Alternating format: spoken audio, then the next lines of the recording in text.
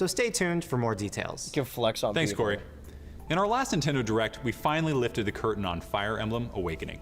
But Fire Right. Emblem is a big game, and there's still a ton of info to share and not much time to share it. Because Okay, Fire Emblem Awakening thanks. will be launching in North America on February 4th. Whoa, that's Is that like it? Fire Emblem that's 2 Awakening months from begins now. on this, and centers around Lord Chrom,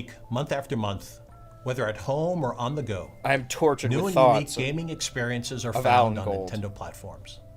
That means games like Pikmin 3, Lego City Undercover, Wow. and Game & Wario for Wii U. Those are the big three of the Wii U. That means new adventures in the Fire Emblem and Luigi's Mansion franchises for Nintendo 3DS. See, this is what we're missing out why is on. the brightness so turned down? Why would it so weird? Because how it's that- the moon is so contrast dark. is With brain Like, what'd you do with the curves tool, buddy?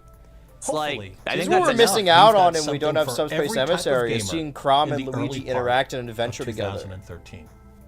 Be so awesome. Please stay tuned to Nintendo.com and our Facebook gonna happen in and Twitter 2013? channels for more information. What date is the Well, next? the And next thanks one for is like embracing fucking- Wii U. Yeah, oh, Pokemon Direct And thanks for January all of the 8th, ongoing 2013. support I know what of that Nintendo one 3DS. is. Oh, that's gonna be fun. I hope that everyone has a safe and fun holiday season. Nope. Until next I time. hope you have a great. Don't tell me what to holiday do, Reginald. Yeah, I want to jump Don't off tell me the what to battle do. bus. Well, we have now finished the 2012. Nintendo Directs. We finished 2012, and we're jumping into 2013, the best year for Nintendo historically. And we've crunched our numbers. We've done everything we could. We've gone over. I'm still waiting. More and more days pass. Every day we get closer to maybe another GTA 6 announcement. Every day we get closer to Half-Life 3, ultimately, is what I'm getting at. And who knows? Maybe there's another Tuesday coming soon where Nintendo will announce something. Maybe Zuma is coming to the Switch. We have about, after this, one more episode before the release of Yoshi and the Mysterious Book.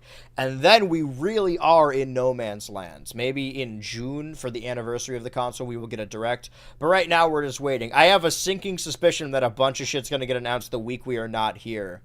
But That would be crazy. Like, that's just not fair. there was one time we took a break. I think it was when I was going to Vegas. It was the trip. And the Mario Kart, like, Direct happened. But we had, all the Direct did was, like, show off the characters that people had already found in the background and we had found on the show. And there was nothing new, exactly. Yeah, there was nothing new. Well, speaking of nothing new, we'll be back next week with maybe even our own segments to pad out anything that may or may not happen. Also, go check out the comprehensive roast of Total Drama Pocket Island. I have been your co-host, BHultra. And I have been your co-parent, Switchy. I've been your Funkle Dan. And I've been releasing videos on my YouTube channel every month, normally at the beginning of the month. This next one, I'm aiming, if I can get it done, I'm aiming for it to come out MomoCon weekend, so when I'm there, people can ask me about it or directly insult me about it.